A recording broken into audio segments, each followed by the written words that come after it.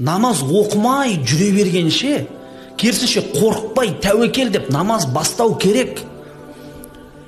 Осы сұрақты қойып жатқан адамға бүйтіп айтар едім, қаншама намазхандар бар, соның барлығы сондай қорқыныш болды. Бірақ ешқандай адам, мен тастап кететін шығарым, бірақ бастай берейінші деп бастамайды ғой ешкім. Барлығы нақты шешім қабылдап тұрып бастайды.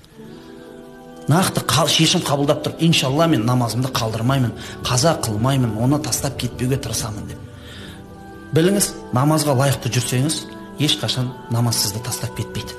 Сол себепті, субханалла, намазды бастауға қорықпау керек адам деген. Бұл жаңағы бір уәсуас қой. Уәсуас ғой, шайтанның. Шайтан алейхи лана, жаңағы өзіңіз айтқандай, тура жолдың алдына отырып алып, қалай бұл жолға алып келмесем, қалай тайдырсам деген сияқты. Осындай ойларменен азғырып, қорқыныш ұялатып тайдырады.